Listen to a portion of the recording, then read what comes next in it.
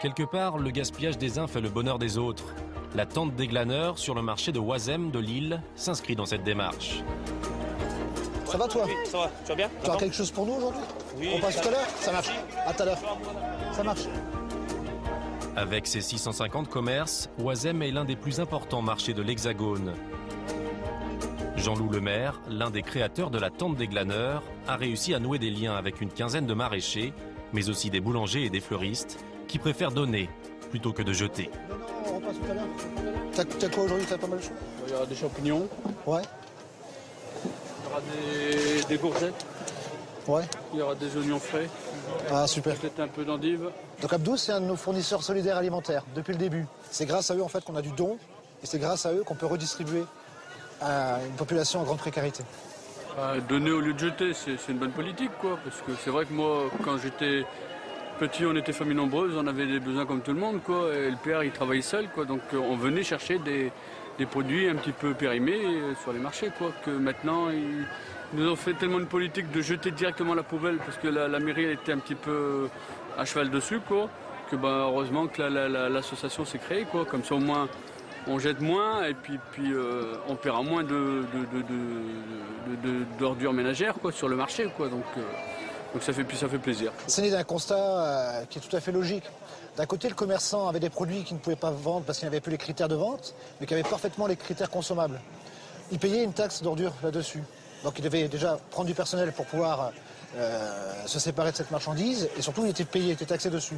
Grâce à la tente des glaneurs, nous en fait on va aller diminuer sa taxe sur les ordures et en plus on va créer du lien social et la distribution solidaire alimentaire. Par exemple, une aubergine comme ça, je peux plus le vendre.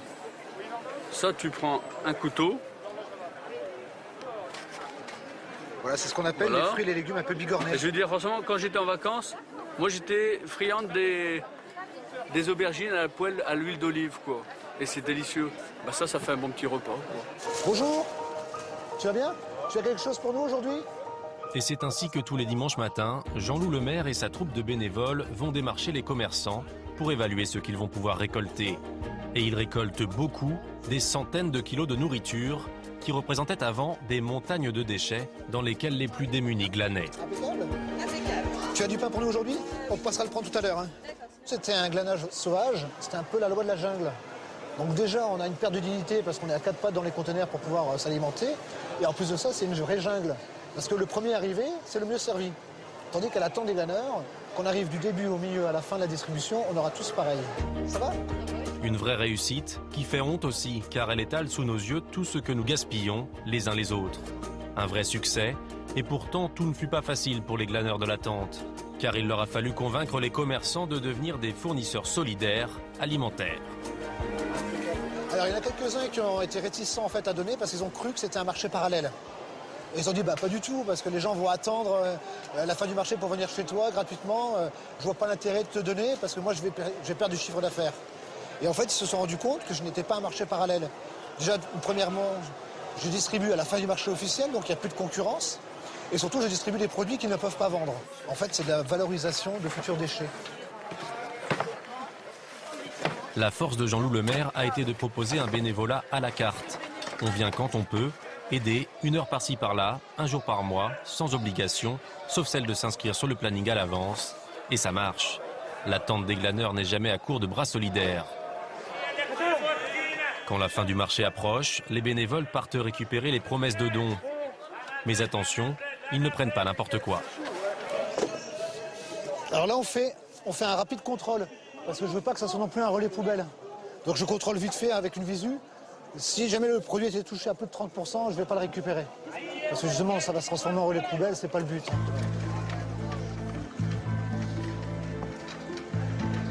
On décharge vite, on a encore un voyage à faire.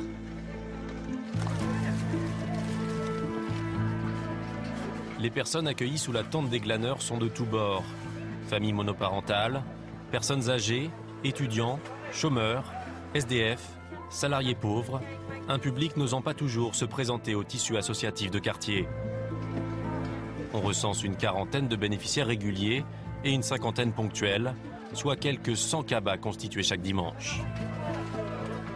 Aujourd'hui, on a un peu plus de 560 kilos de marchandises. Vous avez vu, on avait beaucoup de pommes, donc on peut y aller. Hein. Sur les pommes, il n'y a aucun souci par cabas, vous pouvez en donner pour en donner une dizaine facilement. Face à la file d'attente, on peut donner 10 pommes par cabas. C'est parti, on y va. Allez, action. Merci beaucoup. Christine est une habituée. Chômeuse de longue durée, elle doit nourrir 4 bouches, 2 adultes et 2 enfants. Elle ne manquerait pour rien au monde ce rendez-vous hebdomadaire. Tu peux de persil ou coriandre? Persil. Merci. J'achète plus de fruits, j'achète plus de légumes, j'achète plus de pain. C'est des économies considérables. Moi, ça me révolte quand on voit tout ce que les gens y jettent. C'est pas possible. Même mes fans de carottes, moi je les donne à mon lapin, j'ai un petit lapin. Donc je lui donne tout ça et moi il n'y a rien qui est jeté. Voilà, Je jette rien. Quand j'ai trop, je m'en congélateur et je ressors. alors ça c'est Avec peu de choses, on peut faire plein de choses quand on est débrouillard. Et puis Christine est repartie avec un joli cadeau. Une rose donnée par une fleuriste du marché. Un luxe auquel elle ne peut jamais prétendre.